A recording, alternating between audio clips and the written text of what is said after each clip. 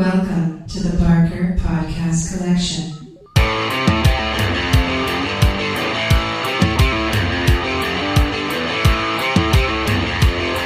I suck, you suck, I suck at Call of Duty.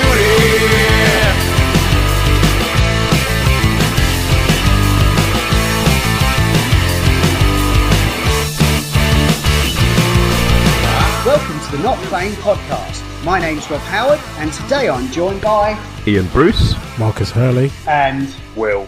So I've been playing God of War, or Dad of War, as it's affectionately become known. I haven't played loads of it.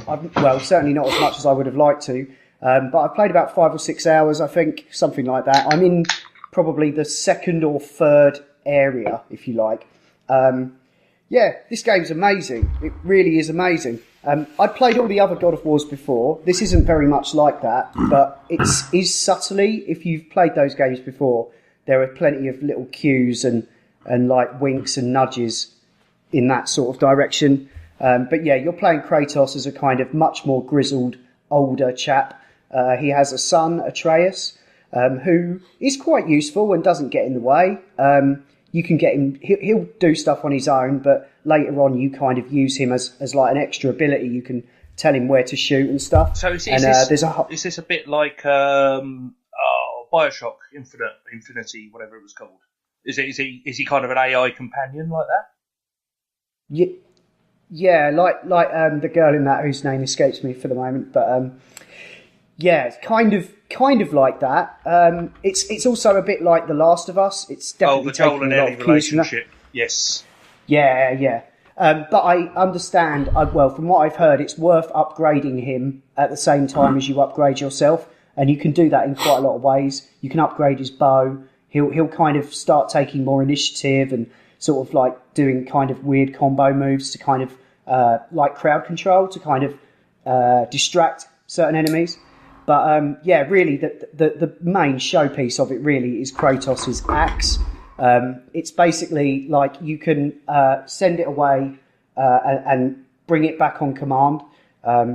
So you can send it hurtling at a dude, and it will like freeze them, and then you just go into melee combat mode, and you're just like, that's got a whole range of upgrades to it as well. Sounds awesome. Yeah. Yeah. Mjolnir-y. It very much is. Yep. Yeah, it totally is that. It's Thor's hammer or Thor's axe, which, is cool if you've seen a certain film recently. Does it have a certain range on it? Because I've seen some videos where people have been calling it back from ridiculous parts, because it's like an open world platform. Yeah, you'll to solve certain puzzles, you'll have to just wedge it in something and it'll freeze like a door open or a ladder or, something. And then you'll just continue around the level and you'll get into, you'll go down the side of a mountain, get into the next area and go, fuck, where's my axe? And you just press triangle and it comes straight back with a really satisfying thunk. And then you can start carving into stuff. Awesome. But the production values for this are insane. They must have spent so much money. And also, really impressively, the whole game is done in a single take. So there's no cuts, no nothing. When there's a cut scene, it will like steady cam around a bit, although you can turn that off if you want. But it's completely one take, which makes it super immersive. No loading. And no loading whatsoever. No, only like at the beginning. So my big concern, right? So I kind of always saw God of War on a sort of level with Devil May Cry, Darksiders. This big kind of scrolling slash 'em up, beat 'em up, for want of a better term. And I've never really found those games interesting. Is it a similar sort of principle, or has the new? Because I always saw the original God of War as a similar sort of thing. Go along with your axe, beat up the baddies. Now, I played Golden Axe and Double Dragon to death in the arcades. And I've actually found DMC and Darksiders not much more special than that. What's God of War got that makes it better? Because the reviews have been incredible. Well, I think the combat's more like another game. It was something like Senna's Sacrifice. Oh, a game that came out recently. Yeah, it's very much like that rather than a hack and slashy sort of thing. So it's an over the shoulder. Yeah, Hellblade had the combat in that was a lot simpler, and to be honest, Hellblade is a pretty good reference point for this game. In fact, they were probably a little bit miffed that came out and was released a lot quicker on multiple platforms. But God of War itself has got a lot going for it. But yeah, it's all Norse mythology. But yeah, sorry, to go back on the combat side, God of War's always had the original games had like very much a combo sort of system, but it wasn't like there weren't like multipliers, and you weren't just like endlessly wailing on things. They kind of countered that by sort of you'd get enemies down to a certain state, and then you could then go into like a quick time event and like rip their heads off or put your foot down their throat, or all kinds of crazy violence. And there's a lot of that in this too, but the combat's now all the attacks are done like on the triggers, and I think they've taken the inspiration from Dark Souls there. So it's very methodical, and combat has kind of a strategy to it slightly, where you have to kind of manage health to an extent. You can get the kid to drop health for you actually, but you'll identify the enemies and you'll be like, right, okay, that one's throwing stuff at me, so I need to incapacitate them while I wade into these guys. Yeah. But it's got a very close perspective. You don't get to see a lot around you, and so for that reason they've included a quick turn button, which is I think straight out of the Resident Evil games. They where you introduced just that press to back Witcher and you, as well. That was one of the patched things in Witcher because it was getting too awkward. Yeah, I suppose, yeah, that's true. Although the camera does pan out quite a lot wider on Witcher. But it's a similar sort of thing to the combat. You get a couple of like uber moves which you can switch out. Like one you can use to sort of like stun enemies around you, and they're on timers. And there's different stats. There's stats that you can upgrade that will reduce that cooldown. So it's got quite a big fat RPG side to it. Bit of depth but even there. if this even if this game didn't have that, it would still be just fine. Like just going around, cleaving some dudes, solving some puzzles. And the thing about God of War, which they've kept, which wasn't immediately apparent from the trailers, I don't think, is there's like a massive cinematic scale to it. Like, so you'll sort of be bodding around and stuff, but just shit will happen. And there's I don't really want to spoil this, but they've managed to kind of get the intensity of like those sort of one-on-one fights that they like in superhero movies, especially like the Avengers, where people are like basically being punched through mountains and stuff like that. And there's the first sort of like boss, I suppose, that you come across is this really snarly little dude simply called the Stranger. I've seen that fight. Because I know it's going to be a while before I get a PS4, so I kind of thought, I'll have to have a look. I was not disappointed. I just saw that fight. My God, it's epic. Yeah. Also, I forget this really is another is. PlayStation exclusive, isn't it? I've forgotten that. I'm thinking it's a multi-platform. No. I think this is what Sony do. They just sink endless amounts of cash into their first party titles to kind of get people to buy into their platform. Because Rightly so. And that's benefits. Yeah, I mean, well, they got me for sure. Like, well, they might as well give up now. Exactly, yeah. But I mean, I tell you what, I was playing this game and I was just thinking, to hell with everything else. All I want to do is play like these sort of amazing spectacle games and just go through the story and just enjoy the ride from beginning to end. And you don't get many games like this coming out anymore, really. Everything's got to be like a service or free to play. Well, then we're going to talk. We're going to talk later in this one about the E3 predictions, and I've got a couple of things I wanted to mention on that, so that'll be quite interesting. Cool. Keep listening for. Yeah. One other thing I wanted to say, I've heard the storyline isn't one of those kind of ways in which a game would purposely just spoon feed it to you. It's more like something you experience and have to work out as you're playing through the game. Is that what you're kind of finding with it? So a lot of people have been saying it's a very organic story in that you feel as though you're involved. You find out things happen without too many like flashbacks or anything like that. It's just you're there. This is the point it starts. They talk about stuff, so you figure out things that happened. It's almost like watching the show in a sense. Yeah, there's been, apart from like maybe one slightly trancey sequence, which might kind of was some sort of flashback. Like I said, it's all in one cut, so there's very little exposition. You just kind of find stuff out as you go. And that's what I love about it, because it's not just it's not just having to read loads of little books that you find in drawers or and there is a little bit of that. The codex records the creatures as you come across them, and but it's all written from the boy's perspective. It's like, oh, father slew this beast, and I noticed that when he aimed for his eye, it was like he shrieked in pain. So audio it's sort logs? of like giving you hit. No, there's none of that. No audio logs, and you call it an RPG in this day and age. No, but there's none of that. But sorry, just to continue on your question, Marcus.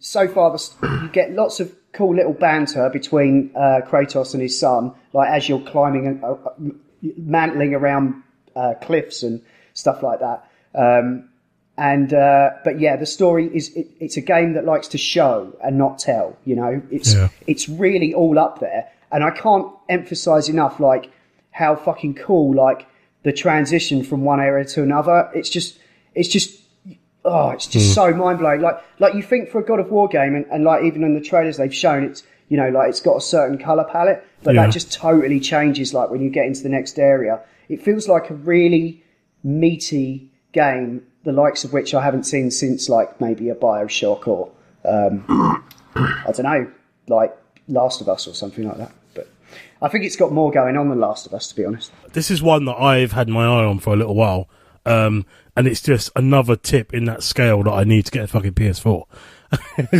It's like the scales are already unbalanced. I would recommend it, mate, really. But this is just another one that says there are so many games now that I would love to play, that I've played a part of and bits of, but just to get involved and just be fully in there. But this game looks amazing. I mean, I've seen some of the bits and my jaw's dropped. You're right, they've spent an absolute ridiculous amount of money on it, the environments, everything. It's insane. Yeah, and it's sold pretty well as well. So yeah, I'm glad that it's getting the support it needs so that they can carry on doing stuff like this. Yeah. The next one will be Spider-Man, which is in September. So oh yeah. So you've been doing some VR then? I have been doing some VR. Thanks, Rob. Good segue. I've been in a couple of things actually that I'd like to just briefly talk about. Sure. One of them is a rhythm dance, I'm air quoting, game called Beat Saber, where you have these cubes coming towards you at different angles and in different positions, and you must slice them with a sword. One of the beautiful things about this is the swords are both lightsabers. They're called laser swords, Lucasfilm. Calm your shit down. But they are lightsabers. They are definitely, absolutely 100% lightsabers. The game, it's only 11 quid or 13 quid. However much it is, it should be more. My Christ, it should be more. It's on Steam and the Oculus store as well. It might be on Viveport if anybody actually uses that. But it comes with 8 songs, and I'm fairly sure they're all original ones.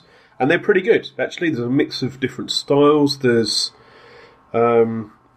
styles that I don't even know what they're called, but there's more traditional stuff. There's some rock. There's a rock one with some what the kids are like. Metal. Yeah, what the kids on the street corner would be listening to on there, whatever they're listening to it on at the moment. On their Microsoft Zunes. Oh Jesus! Yeah, too soon, man. Too soon, man. So a few weeks ago, I bought a game called Box VR, which is kind of the same but with boxing, and I found that really, I could get into it, but I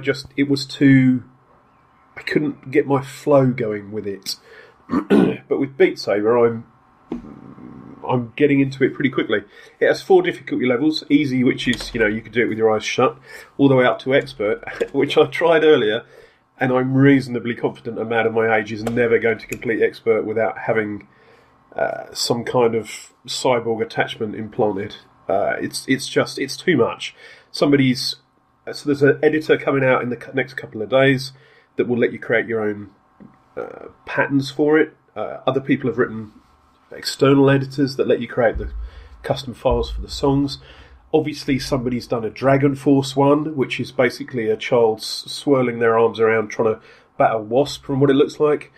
But I'm finding it extremely addictive, and as a man, I was going to say a fat man, as a man who's had a pie or two, I would welcome any opportunity to get the aerobics going, and by Jesus, this is getting me going. It also forces you to like crouch down and shuffle to the left and right, so you're not just standing there waving your arms around. And I'm excited about it. The other game, it's the other thing about it is it's only 200 meg. It's actually 199. It's 199 point something meg. It is tiny, but I think it looks great. Given that there's a menu and then you're in the game doing stuff, it's great. It's well worth the money. Jesus. The other game. I mean, sorry. Go on. Sorry, I was just going to quickly say, like, it seems like there was that little kind of spurt around sort of fitness games around the sort of PS3 time, and I totally bought into some of that. But it looks like it's getting a little bit of a renaissance in VR now. All of a sudden.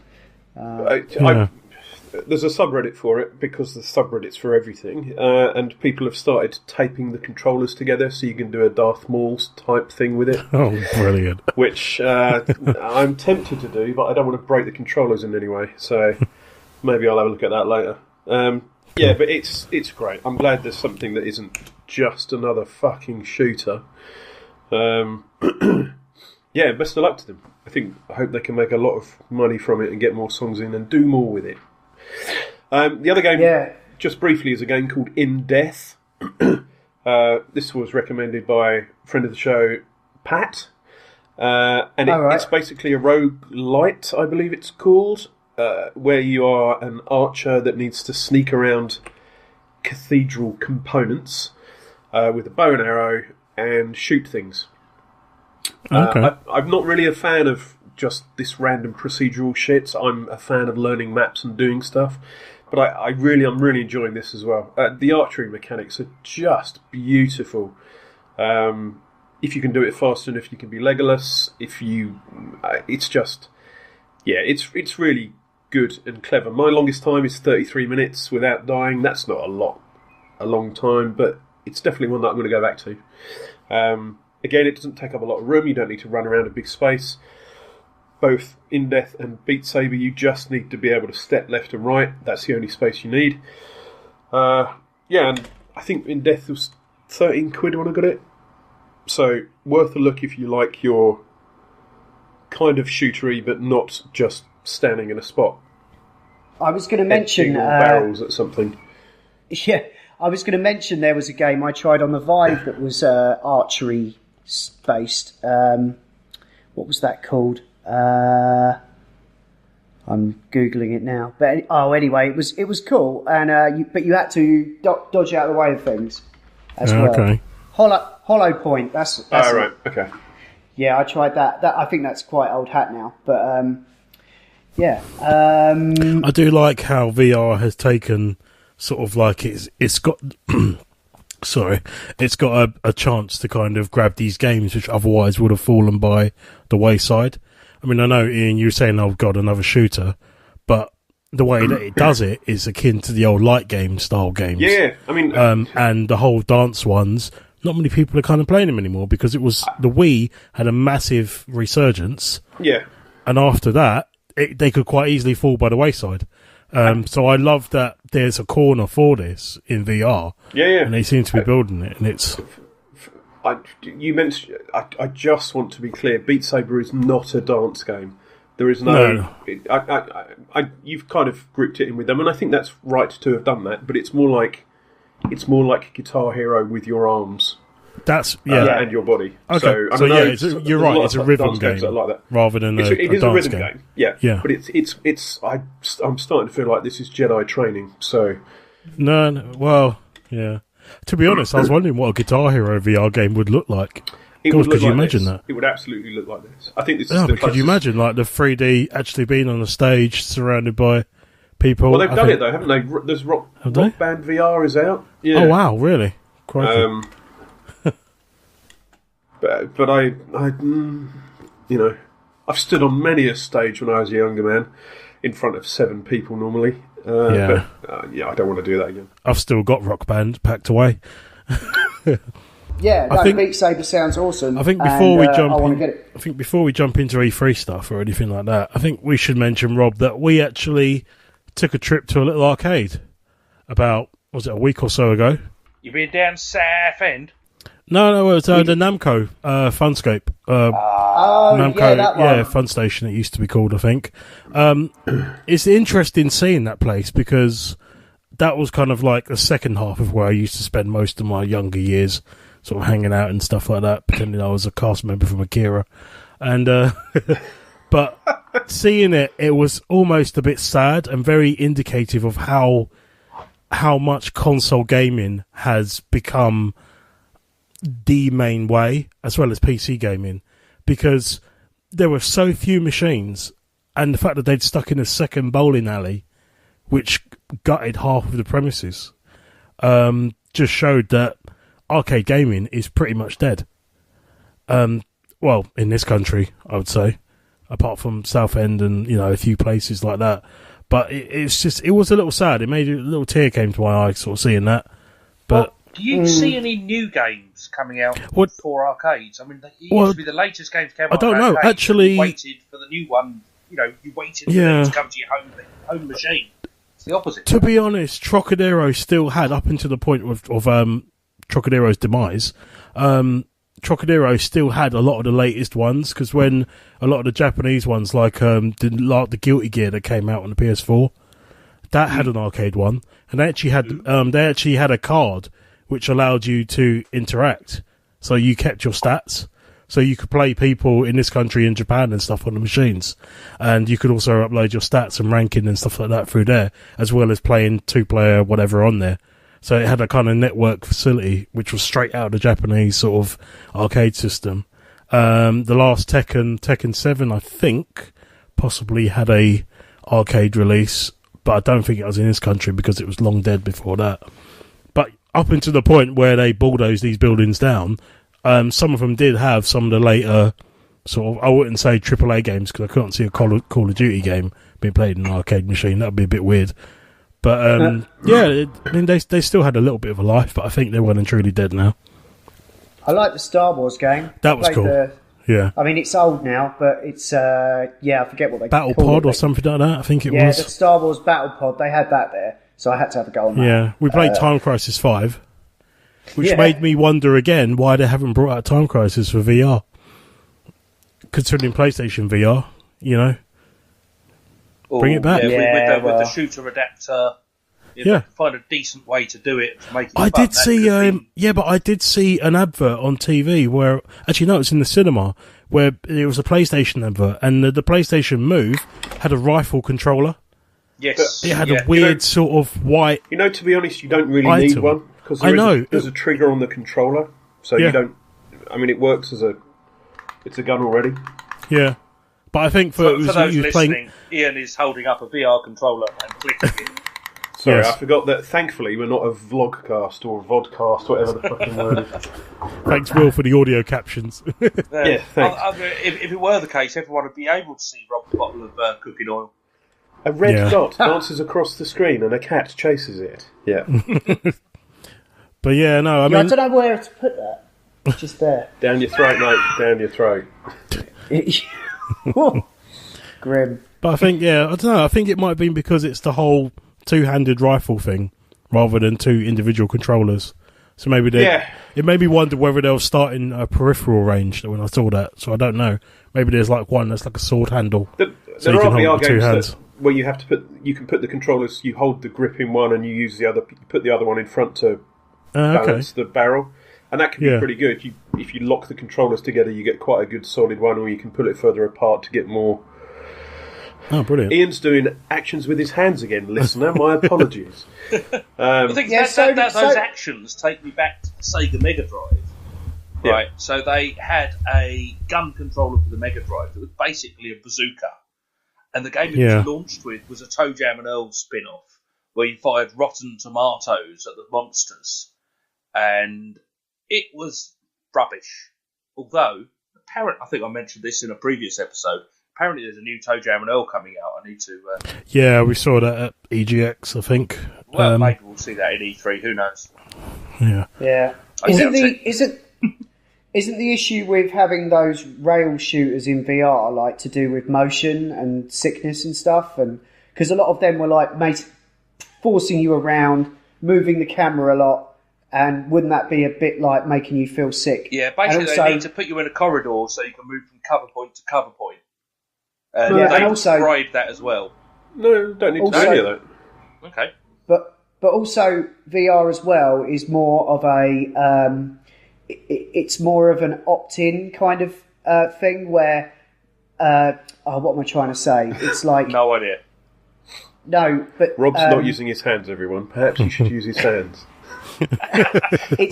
It's not as passive. It's the opposite of that. You know, like you're encouraged to.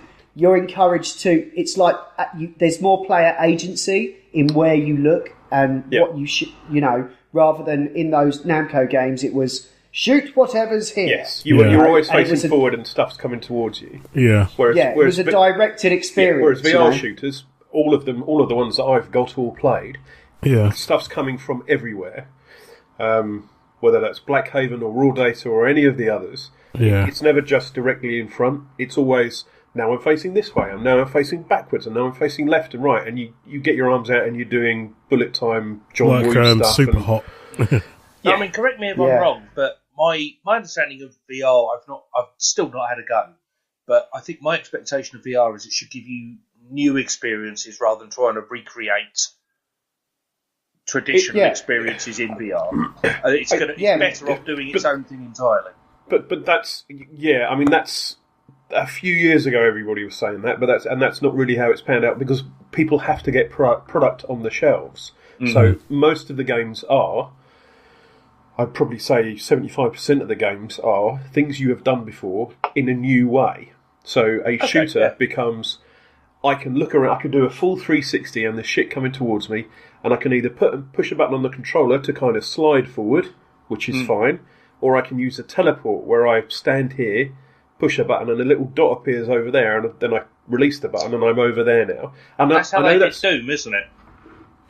I've not played that VR one, but other ones use it. Oh, fuck. I can't remember the name of the other one. And it sounds weird to start with, but once you're in there and you know that mechanic, it's fine. It's absolutely fine. Many people don't have a problem with the push a button and you slide forward. That will make people feel motion sick, but as I think Pat would agree with me, once you've done that for a bit and have got over the I don't feel sick anymore threshold, it becomes second nature. And most of the shooters, especially the ones that require you to hold the guns, have that kind of movement mechanic where you're basically on a wheeled board that kind of moves you around and stuff, which is fine, and that's okay. It does work.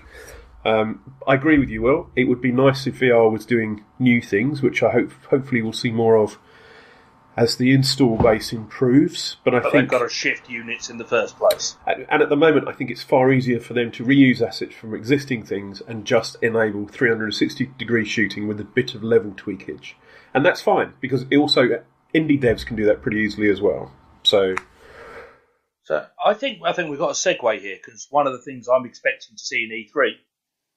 Is that coming up, E3? Well, I was just going to say, I do have a segue. I've got a segue too. Tell you what, you want to do your segue, and then we'll roll back in time, and we'll do my segue, and hopefully our segueage, will lead to the same place. So, Rob, segue away.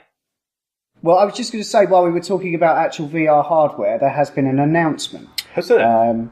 Yes. Facebook, for it is they who own Oculus, and all of us had a bit of a do, and they announced the Oculus Go, which is what they were teasing last year, and is effectively a cheap standalone VR Oculus Rift, pretty much. That's $200, which I guess will be £200 here. So, yeah, this is Oculus. I do think you need to be very clear about how you present this. It is not a standalone Oculus Rift. It's a standalone Gear VR. It's a Gear VR, not a Rift. Yeah. Okay, yeah, that's... standalone VR device. It's basically a Gear VR that you don't have to put your phone in because it's all in there already. Right, it's a Gear VR competitor, not a Rift. There is a there is a lighter version of the Rift coming, which is called Santa Cruz at the moment, but we don't really know what that is. Okay. So it's more like the Gear VR. It doesn't have positional tracking, so you adjust the head on a stick. Okay. So it's a self-contained Gear VR. Okay. But the controller looks like it's a bit more souped up than what we had before. The Gear VR didn't even really have one, did it? It was like it has one that's similar-ish. As like painful segways pebble. go. Yeah. Have you finished talking about this before we segue on to the next one? No, well, but I'm glad you clarified that because, I kind of knew that's what it was, but when you put it that way, it does make it sound a lot more limited in what it can do. It certainly, it is if you haven't got a phone that will work with the Gear, and frankly, although we have a Gear here, my wife has one, I can't be asked to use it because I can't be asked to stick my phone in it. It's a pain in the tit. This will work allegedly with 90+% of all the Gear VR software. Yeah. Because Right. Gear VR uses the Oculus, it's powered by Oculus basically. So if you want to get a standalone headset, which will have the Gear VR range of software available on it, I think this might be a good way to go, especially if you don't want to pay whatever it is, 600 quid for a phone that works with it. Yeah. Yeah, they're saying that's basically it's weird because even though they're using the similar tech, it seems to be a rivalry because they know they've got the Gear VR existing using their tech. They thought, well, why don't we put our own product out there? It kind of makes sense from a business point of view because Well, Gear VR's been very much part of their plan. It's not a competitor to them. They well, definitely not now. But it's just all of the apps are compatible. I mean, I've pulled up a little page and it's basically saying the controller uses the same degrees of freedom. Both got 3 degrees of freedom, whereas Oculus Rift uses 6. So it is pretty much like a lightweight in price and ability version, which makes sense. Yeah. Also, the screen's a bit better. Apparently. Yeah, the screen is better. That. Yeah. It's higher res, so you'll get less of that weird screen door effect. And apparently, they've sorted out some of the flare you get as well, like with really bright colours. But cool. Yeah, that's that. Segue away, Will. Right, moving back in time.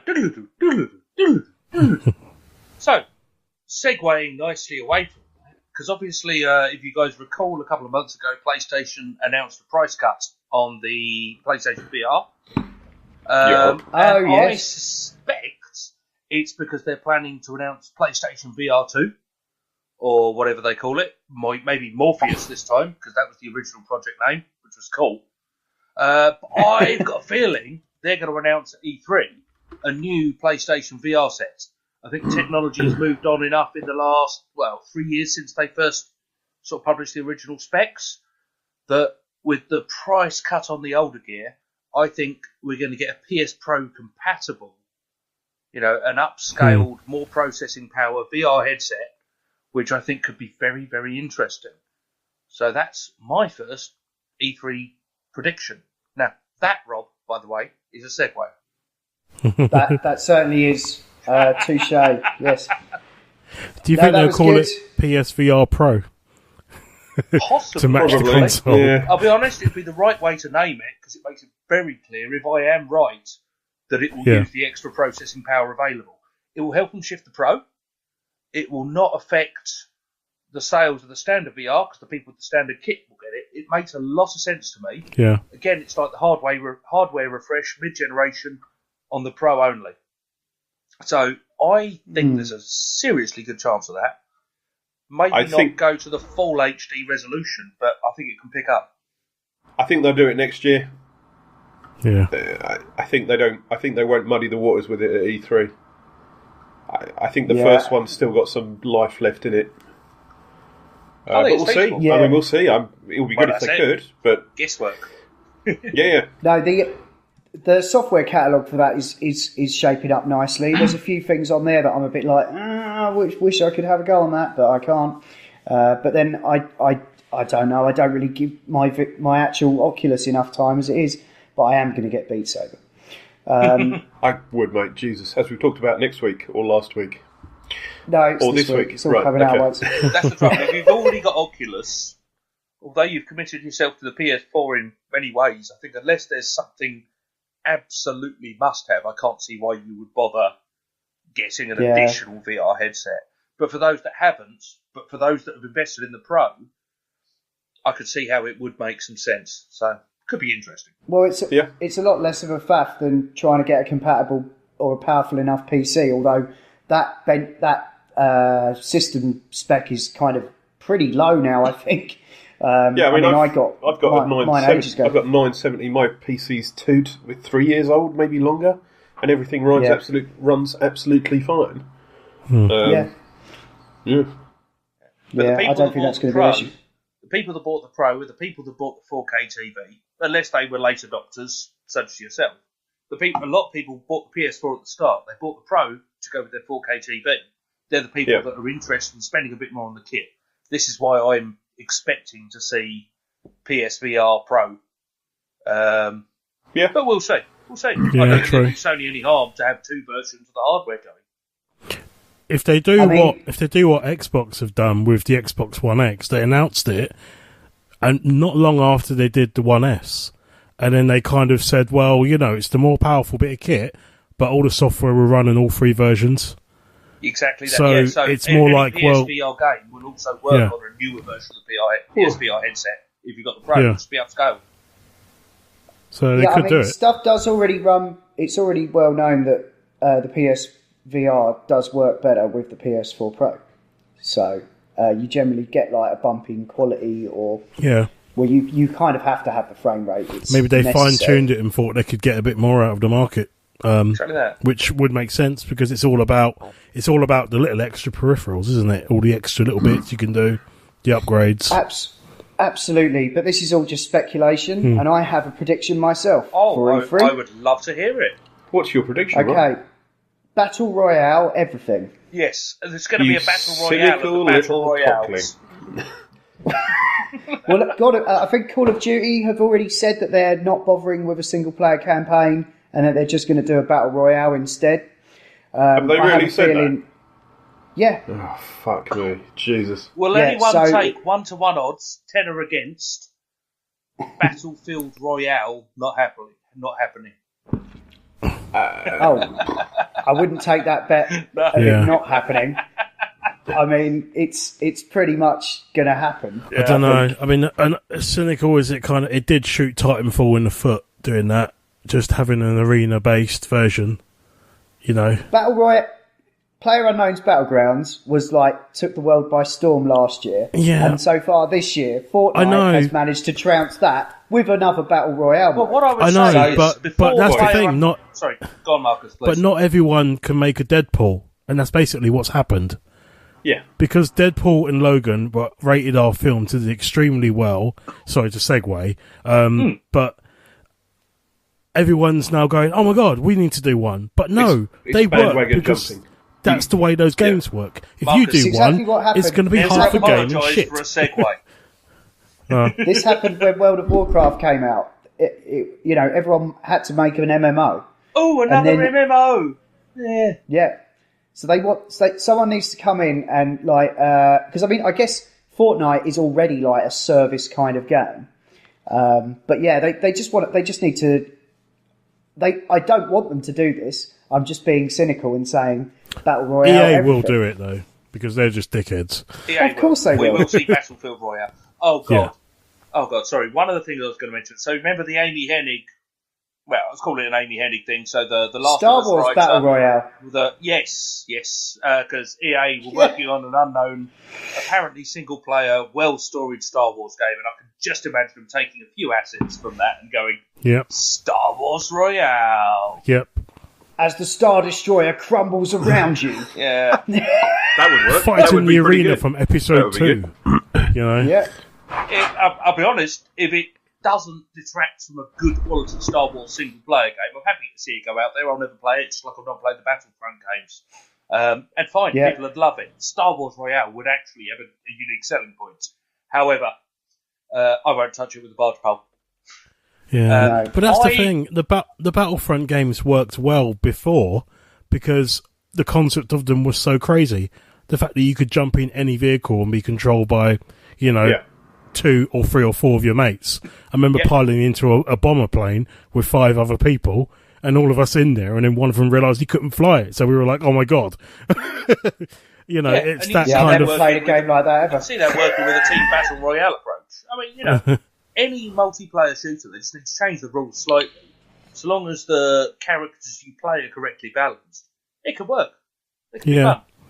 But I reckon one of those franchises might even be the much rumoured new Splinter Cell. Yeah. I think they could do it in that because I don't. Battle Royale has a stealth sort of element to it. I think what we will see is a lot of games being announced that suddenly have a battle royale mode as well. I think we will see a couple of new battle royales, which is Mario versus Rabbids Battle Royale, or just Rabid Royale. Actually, I can see being more. I don't think Nintendo were never ones to jump on the bandwagon, fortunately. But then again, Ubisoft don't Rabid, so they can put that on any platform, and they'll jump on. Yeah. Like I can imagine that Royale pitch working. I feel you may be right, Rob, because I don't think it requires a lot to get Royale working if you've got a big world. You just need to have the decreasing circle and a way to get everybody in the space randomly, and the plane or the airship, whatever the fuck it is in Fortnite, and you're away. I don't think it would work for Splinter Cell. Why would they do that? Wildlands is still taking enough money for them to settle on that for a while.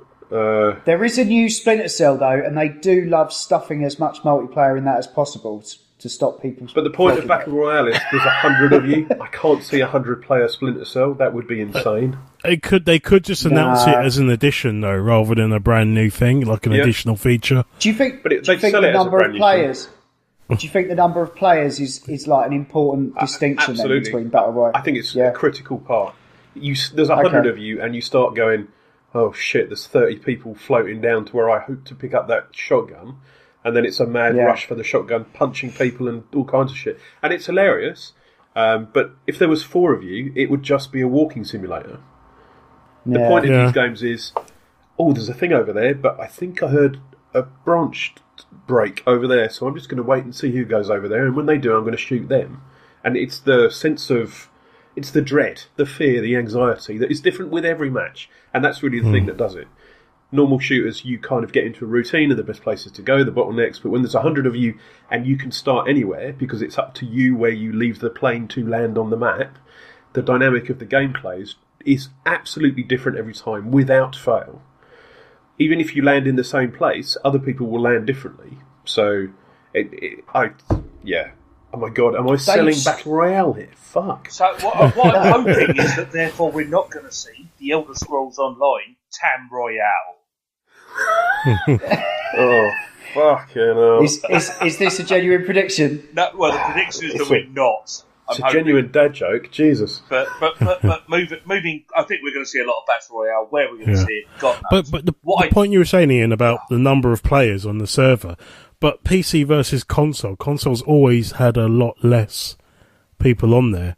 Whereas, on PC multiplayers, you've seen like 64 players and stuff. Well, console will manage 12.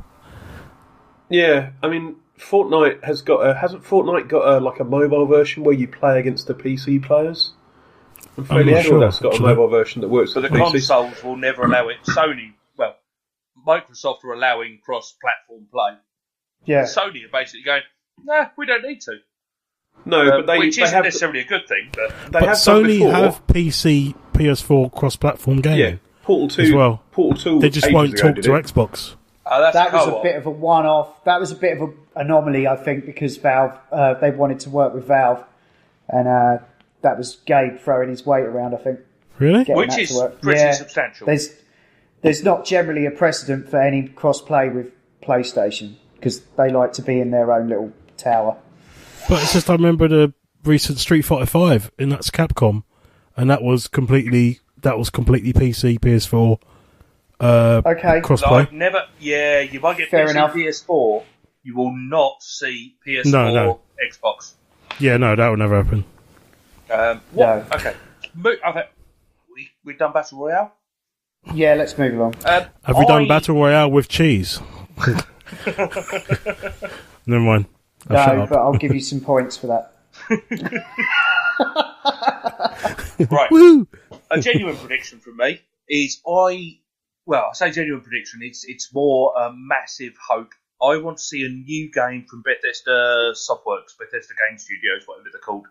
So not just a Bethesda ZeniMax production like a new Published Doom, thing. new Wolfenstein, but from their game studios. We've had Fallout 4 was announced in E3, 4 years ago? We had Yeah. Skyrim in 2011. So I think we're 3 years clear.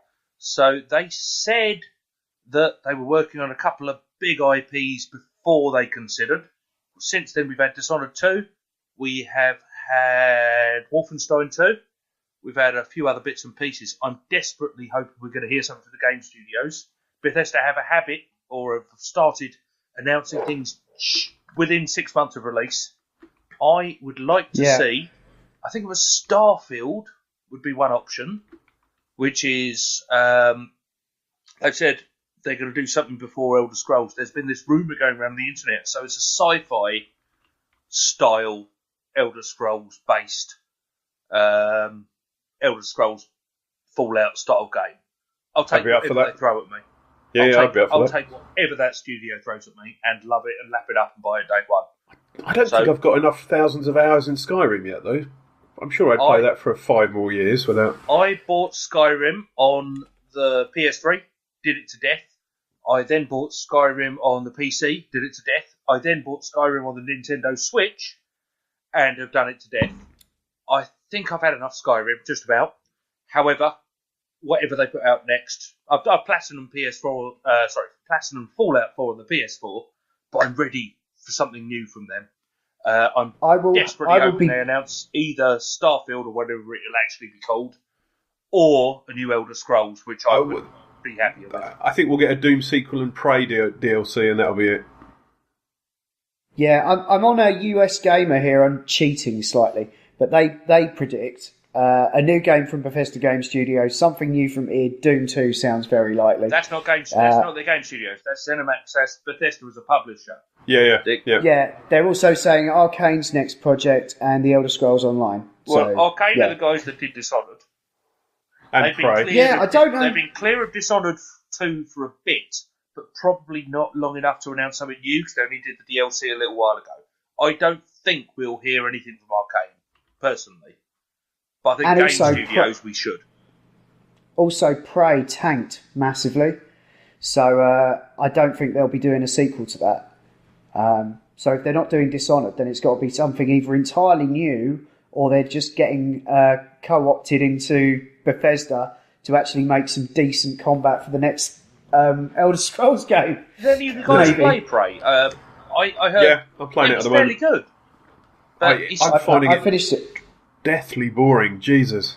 It's incredibly oppressive. I finished it. I kind of ended up hate playing it just to get the damn thing done. Because, well, I knew I'd got fed. I sort of left it for a bit, but it was very oppressive and just not as much fun as what was suggested, because there was a lot of toys to play with, but they were just so unkind in some areas where you'd get you'd have your limited number of resources, and you'd have infinitely spawning enemies. You just get spanked so quickly. It's just, oh, well, here's a bit I'm going to have to slog my way through, and that's all right. I kind of miss gaming like that forces you to redo it. But I miss it to an extent, but I don't have time for it too much. No, exactly. Yeah, but I mean, all of those games that did that, they were all, nearly just one more go, instead of fucking hell again. I'll go and play something else that I enjoy, because I hate gaming. What the hell is hate gaming? I kind of get that it's a thing, but that's not what gaming's about. Jesus. No, I know. It's terrible, and I need to get over it. But I just don't like. I mean, I've ditched off that Kingdom Come game, and I've ditched off Subnautica. Did you not finish Kingdom Come? Sorry, we spoke about this a few months ago, and you loved it. Every scrap of it. I did. He's a transient gamer, is Rob. I really enjoyed all the world stuff and all the world building element and the structure of it all. But the combat was punishingly difficult. And I just found like I don't know, maybe I was playing it wrong. I think I moved house in the middle of it. So maybe it's just something I need to pick up another time. But right now, I just don't have time for any games that require a big time investment. Oh, get Beat Saber, mate. Yeah, I mean, that's it. I mean, that's why I've been God of War was the perfect game for me right now. I can just plonk myself in front of my nice new telly and just revel in it, basically. Yeah. And it's challenging enough without being like a total walkover. You do have to be, you have to pay attention. But I can sit down and play that for an hour and feel like I've got something out of it. Yeah. I've had a good time, and I haven't spent any time. It's never felt like work. And yeah, that's why I can't be asked with a game like Subnautica as well, which is just like you have to build all this stuff. It's an MMO without the plot, really. You need to build this. Collect 1,000 flibbles and assemble them in the other thing. Yeah, just busy work. Yeah, I like the idea of constructing all the stuff like you did in Fallout, but it is just busy work. And that's why even when I approach like a big open world game, I am looking for the critical path. Get me to the end. That's all. I just don't care. Like I don't mind paying like 45 quid or whatever for a game that keeps me entertained for probably 2 or 3 months. That's the amount of time I have to throw do you think you should give Origins a go? Because it's so easily to get, I'm going over here, but there's a thing here I can do, and all of it. Far Cry 5 did that as well. I have to take back what I said about Origins months ago, and I'll just be brief.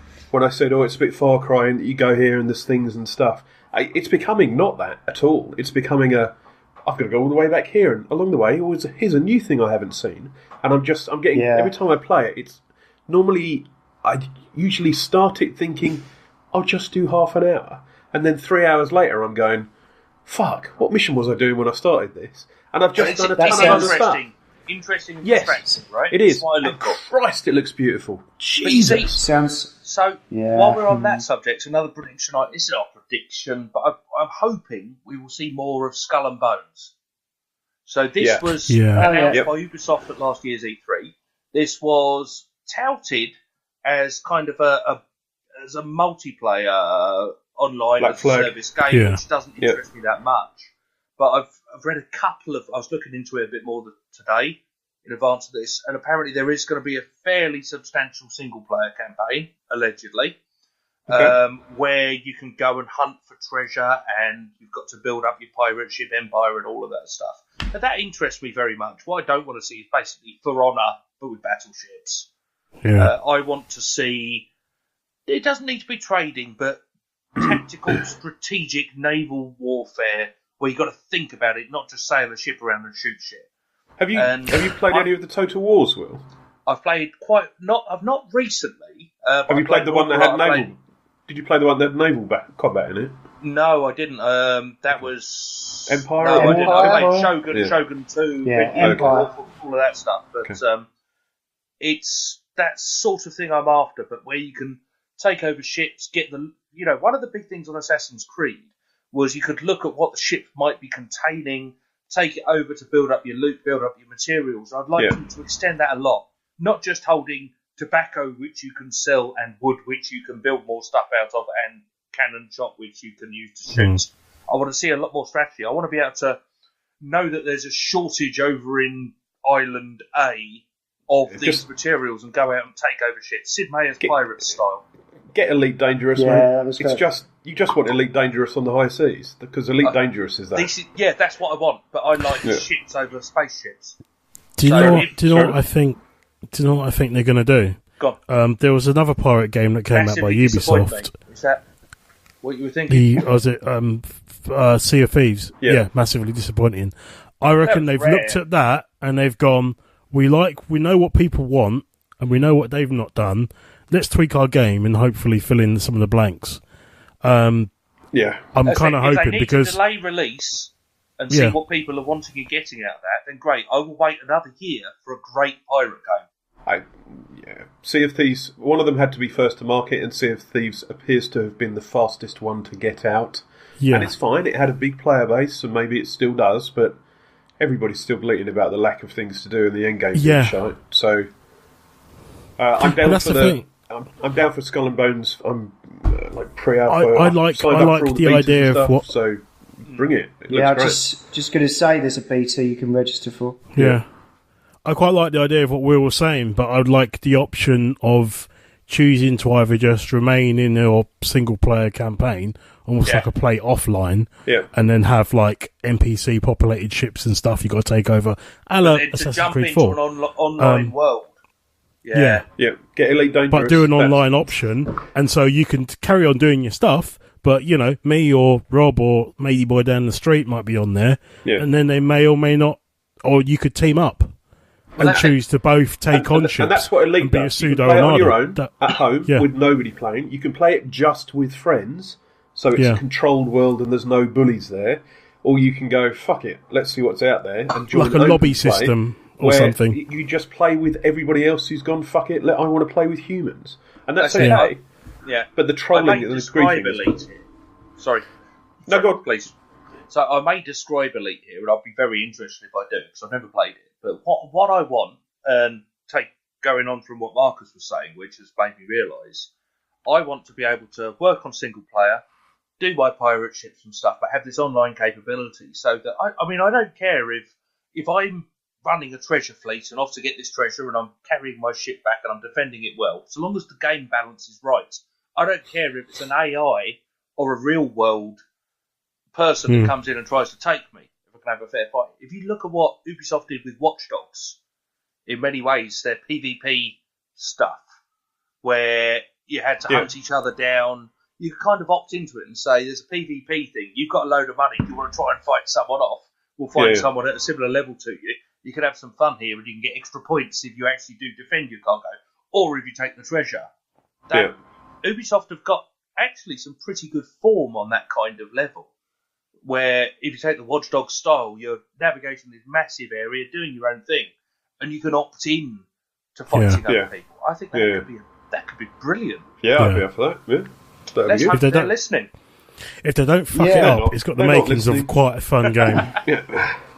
Although I'm wondering how is... Send them a message when this one comes out and say, listen to this, it's brilliant. Before I'm wondering though, plans. How is the pirate ship going to like navigate up the aerial tower to unlock more of the map? Wow. There'll be an island with a coconut tree or something you have to climb up. Well, that's right, Far Cry 5 made a massive joke of that whole thing, which I loved. They basically said, no, we know that's ridiculous. Has anyone got any other predictions? Death Stranding gameplay, sorry. Yeah, no, that was one of mine. Go for it, yeah. That was it, that's all I got. Death Stranding gameplay. I'm hoping... I don't believe there even is any. I'm hoping we see more from Miyazaki and From Software, because they teased something which I thought might be Bloodborne 2 at the, was it Paris game show? Bloodborne 2 is a good shout. And I'm hoping they release it, because... Well, the last one came out in... It came out in 2015. The start of 2015. The DLC, which was pretty much a whole game on itself, came out at the end of 2015, pretty much. Now, correct me if I'm wrong, because they did Dark Souls and everything, 2, which wasn't Miyazaki. Was that because he was working on Bloodborne? Possibly on Bloodborne, maybe. I'm not sure. So, it's a genuine... He has said his team's working on something. His team have been quiet, and he has said they're working on something. And they didn't have anything to show. He said he wanted to do something different, but that doesn't mean they don't have a team tasked with doing Bloodborne 2 for Sony. Actually, he said he wasn't doing another sequel to Dark Souls. Yeah, but he might not be, but he might have, Yeah, but he said he's not doing a sequel to Dark Souls. Bloodborne isn't really a sequel to Dark Souls. Technically he's not lying. Am I a bad person for saying I didn't like Bloodborne? Actually, I don't like Dark Souls either. Am I a bad person? No, it's Going your back opinion. to that whole frustration and pain. It's all subjective, mate. Thing. Yeah, Yeah. I literally just find it too difficult, and I don't get enough time to spend a load of time getting it right. So I just kind of pick it up and I just kind of go, no, fuck this. I'll play something where I can actually kill the enemies. But I think that's the whole thing. It's a survival horror action game in a sense, because your adrenaline is going through the roof because you don't want to die. And then you'll go around the corner thinking, shit, the bonfire's, oh my God, there's an 18-foot tall thing. What the fuck is that? And then you know you have to either run away from it or try and fight it, and then it'll kill you in one hit. You're, oh, you son of a bitch. That's it. About it's probably naive to say as well, but like there's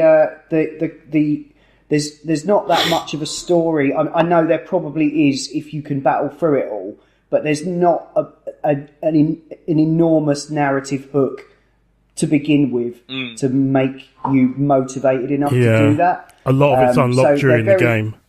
Yeah, they're very gamey games, and the start of Bloodborne is pretty much like, oh, you're dead. This is going to happen a lot. This is how the death mechanic works.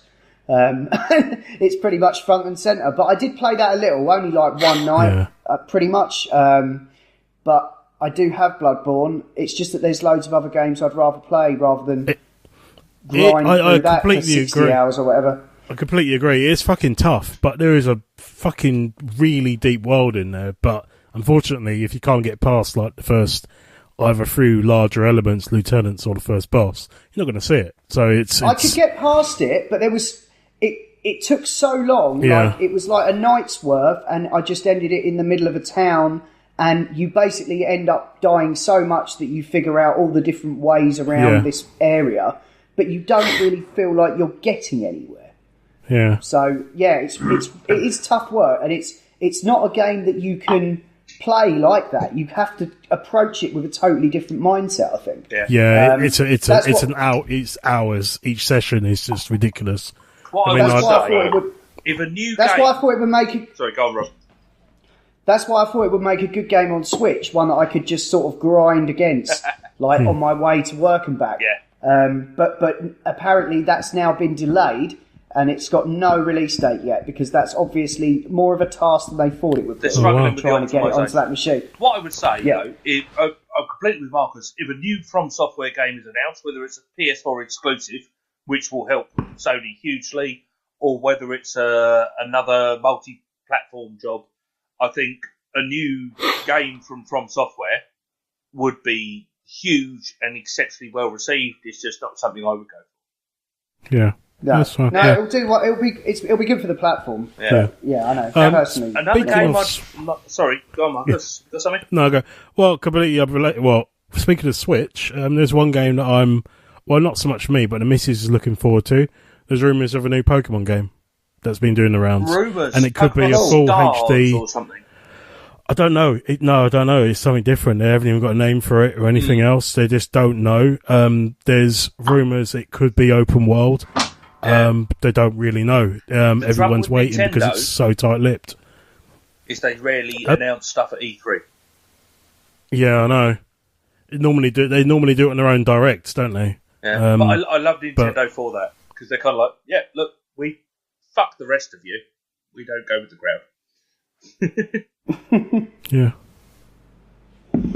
Cool. All right, I've got one more prediction, and that is that, well, it's more of a hope, and that is that we get to see something of Cyberpunk from CD Projekt. Yes, I'd be well up for that. Very much up for that. We've not even seen a trailer, to my knowledge.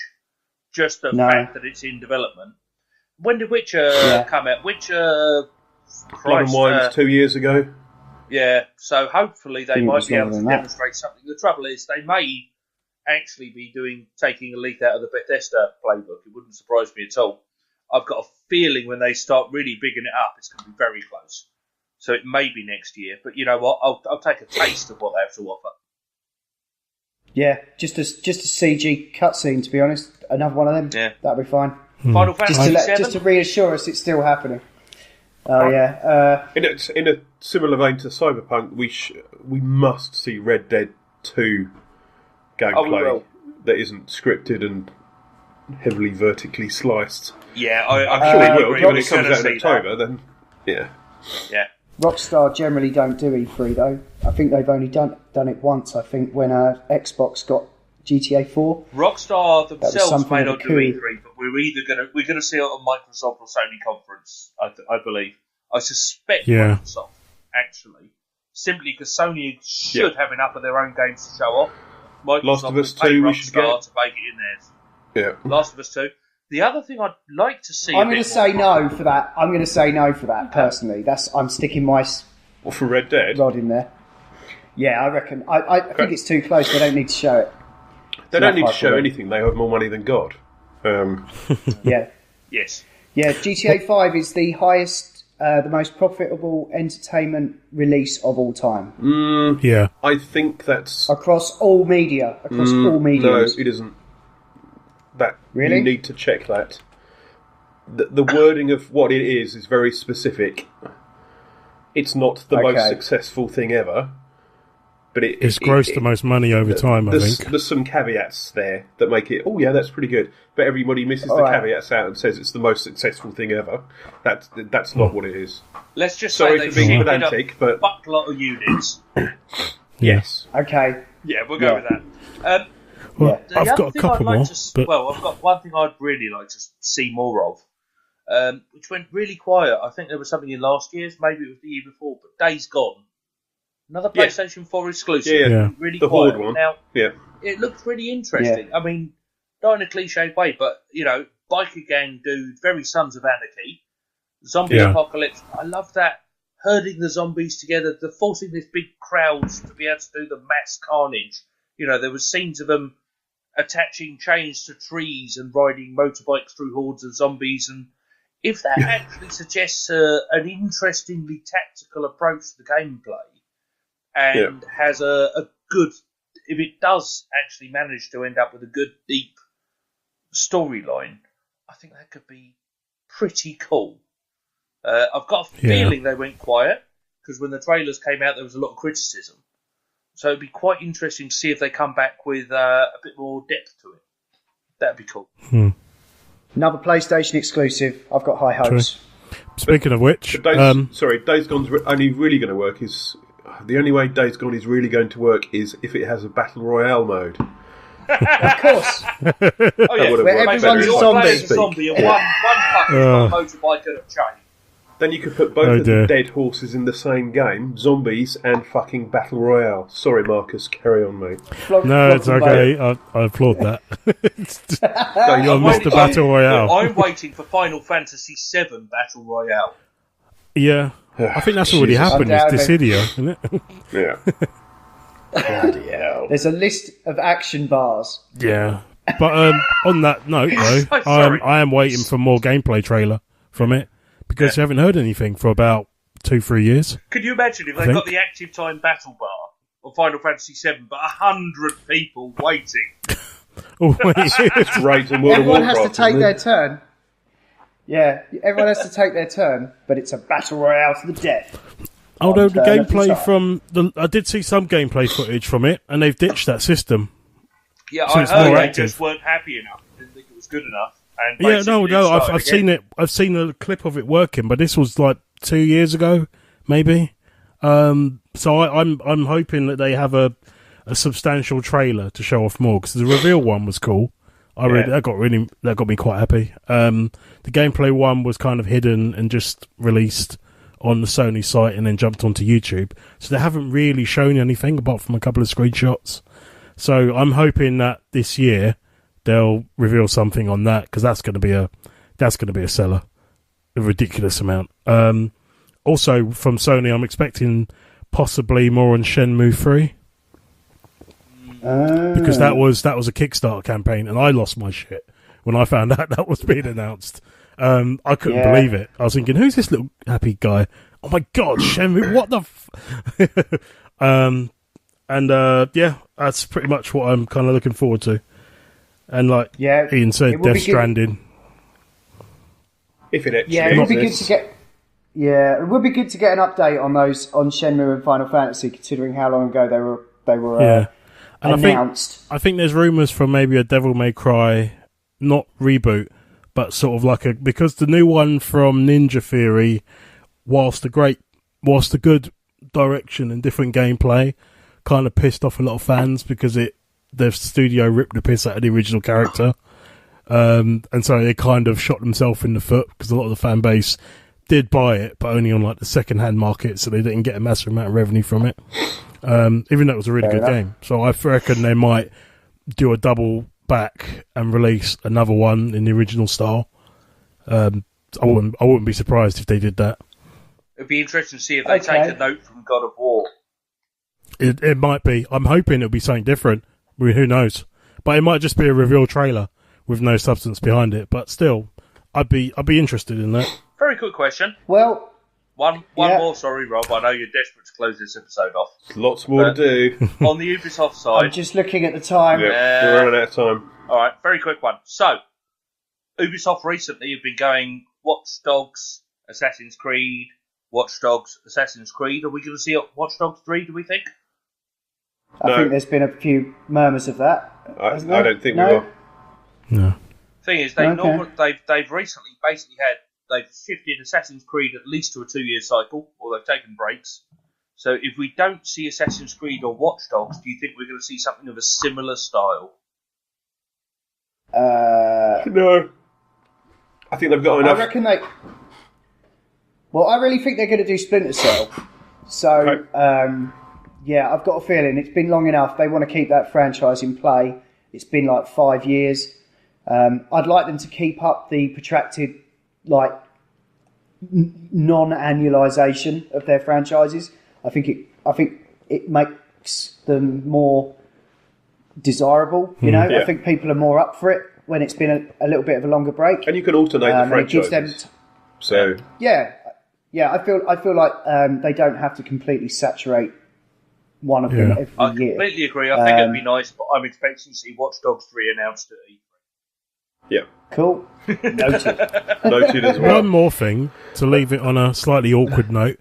Rob, can we expect more of Bayonetta 3? I've no idea because Nintendo are publishing that. Ah. And you must be looking forward to some more Star Citizen footage, Rob, right? We'll move on, shall we? I can't wait.